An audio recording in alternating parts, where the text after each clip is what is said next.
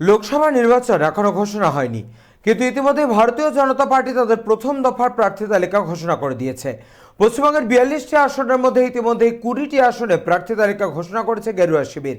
এবার ঘাটালে বিজেপির পদ্মফুলের প্রার্থী হয়েছেন খড়গপুরের বিজেপি বিধায়ক তথা অভিনেতা হিরণময় চট্টোপাধ্যায় ওরফে হিরণ। সোমবার বিকেলে ঘাটালের বিজেপি প্রার্থী হিরণময় চট্টোপাধ্যায় প্রচারে রোড শো করলেন রাজ্যের বিরোধী দলনেতা তথা নন্দীগ্রামের বিধায়ক শুভেন্দু অধিকারী।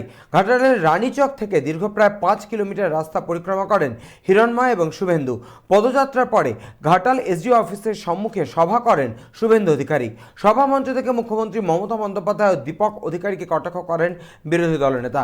উপস্থিত ছিলেন ঘাটাল সাংগঠনিক জেলা বিজেপির সভাপতি তন্ময় দাস সহ জেলার নেতৃত্বরা।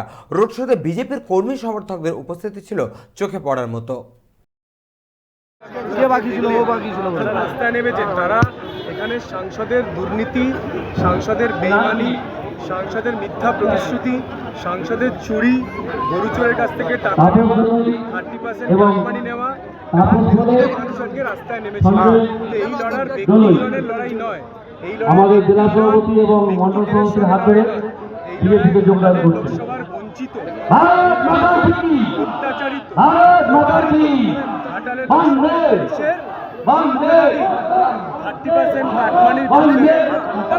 সিনেমার নায়ক যে ছিলেন নায়ক, আপনিও নায়ক। নায়ক নিয়ে ঘাটালের মানুষের তিক্ত অভিজ্ঞতা, এই বিষয়ে যাদের সম্বন্ধে নায়ক নিয়ে তিক্ত অভিজ্ঞতা আছে তাদের তিক্ত অভিজ্ঞতা আমি আরেকটু বাড়িয়ে দিচ্ছি আপনাদের জন্য।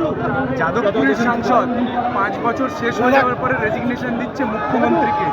তিনি সংবিধানের কণ্ঠস্বর করেননি, রেজিগনেশন দিতে গেলে তো 65 লক্ষ টাকা অ্যাকাউন্টে নেওয়া, 30% কাটমানি খাওয়া এখানকার দুবারের সাংসদ মাননীয় দীপক অধিকারী। তিনি 5 বছর তার দেখা পাওয়া যায় না। তিনি ভোটে একটা 1.5 মিনিটের বক্তৃতা করেন লোকসভায় গিয়ে বাংলা, সেইটা ভিডিও করে এই যে তোমাদের জন্য লড়ছি, আমি তো তোমাদেরই লোক। তারপরে তোমার দেখা নাই যে তোমার দেখা নাই। ছবিতে দেখেছেন ওনাকে, লকডাউনের সময় এমপিকে দেখা গেছে, বন্যার সময় দেখা গেছে। একদিন 2 ঘন্টার জন্য আসেন, পুলিশ বেষ্টিত হয়ে হাত নাড়তে নাড়তে চলে যান। আর ওনার নেতৃত্ব আরো মারাত্মক। জল শুকিয়ে যাওয়ার পরে আসেন, ডাঙাতে দাঁড়ান, সামনে জল, তারপর ওই ঠিক যদি থাকো